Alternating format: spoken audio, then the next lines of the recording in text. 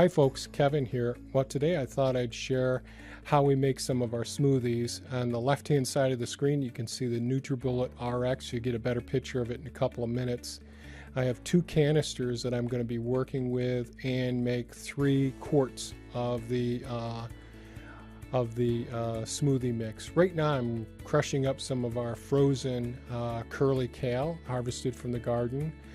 And once it was harvested, Thea took the big veins out, chopped it up some, and froze it, and we keep it in the freezer. Really very nutrient-dense food, meaning very few calories and loaded with phytonutrients. But we don't want to stick to just one vegetable or one fruit. We want to have the diversity. Here we got some blackberries loaded with anthocyanins. We're going to be blending up these, including the seeds, but you won't taste the seeds. They won't be bothering your teeth because of the way we're going to go about it. So integrating and having a very diverse selection of various plants and vegetables in your fruits and vegetables in your smoothies, I think, is really important. So there's some zephyr squash we just put in, and now I'm putting in some carrots.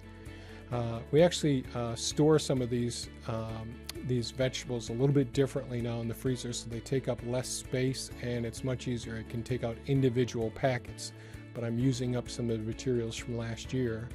There's some tomatoes going into the smoothies.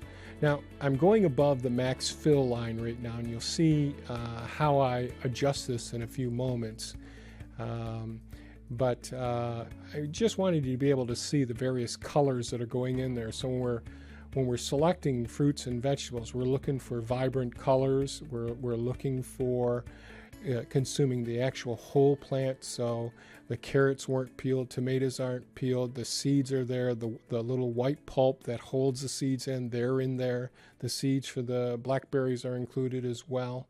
I'm going to go ahead and add some orange zest to the mixture as well, and then I'm going to peel that orange and get add the entire orange to it, seeds and all, and that bit of the white pith in the center of it. All of these things are just loaded with nutrients. Again, I don't want any from NutriBullet. Looking at what we're doing, it looks like I'm going above the max fill line, but I'm being very careful not to overdo it with the motors. So this is a handy little gadget that really aids in quickly slicing up the apples. The apple, we want to include the peels. Certainly want to make sure that you're using organic apple in this situation. You don't want to have any pesticides on them. That's very important. I just added reverse osmosis water to it, and since those other the produce that I put in there were all frozen, that rather room temperature reverse osmosis water is going to gradually melt that down. So these drinks will be nice and cold or cool when we're consuming them, but I'm maximizing the space. I just added some dehydrated turmeric powder. Now comes some dehydrated ginger powder. This year we've grown our own ginger and turmeric indoors since we're in a very cold temperate site. We had to order our matcha green tea, and here's some hibiscus tea as well, nice and dry, going in there. And both, what we're trying to do is get a really nice complement of all these various anti-inflammatory, antioxidants, cancer fighting, cardiovascular disease fighting, and health restoring foods. I've got a mango on here that it takes me a little bit of while to get that pit out of there and get the skin off a mango. That's why it's really valuable if you're growing all your own food and you have the opportunity to process the food appropriately. If you got small baggies, this can go by very quickly. Preparing this mango is the thing that takes the most time, so I'm going to use half of the mango in this drink today, and the other half will go into the drink for tomorrow. So with the fruits, we've added the blackberries, we've added the orange, the apple, and the mango, and now we're getting pretty close to blending it. Now, one thing I would say additionally is in order to sweeten this up a bit more, if you're not used to making smoothies, I think having on hand Medjool dates, pitted dates. This is going to make 3 quarts, so I'd probably, if you're new to this, I'd probably put like 6 Medjool dates into the, remember to remove the pits or buy pitted ones, and that would really sweeten this up a lot. And that's how we started off, and our taste buds have gradually evolved over time, and these actually taste sweet, not super sweet, but pretty darn sweet. We enjoy the drinks the way that they are like this now. Thea has more of a sweet tooth, so I'll probably, today was the first day I made it without any Medjool dates.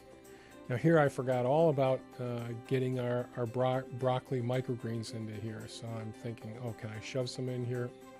Nope, I'm going to go over the max line, so I'll be back to that in a minute. So I've got to empty out part of this drink into the 3-quart containers over there. I'll leave a little bit of the smoothie in there, transfer that back in, microgreens back in, get this one started.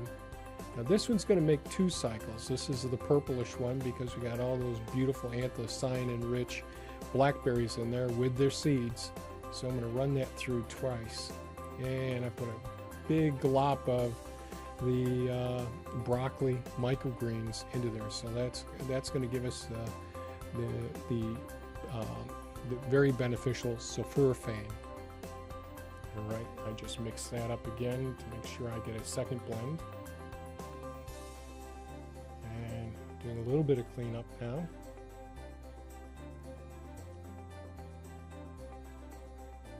Okay, so each cycle going through the NutriBullet RX takes 1 minute. I've sped it up here, of course, so that you're not going through that whole process.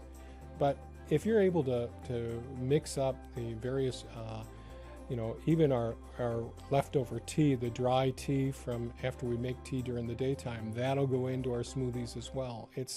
We're really trying to be less wasteful and get the full impact, the benefits of all of the various phytonutrients and all that fiber into our bodies, because this creates the building blocks for a very healthy immune system, and really helps us to combat diseases that are going on in our system.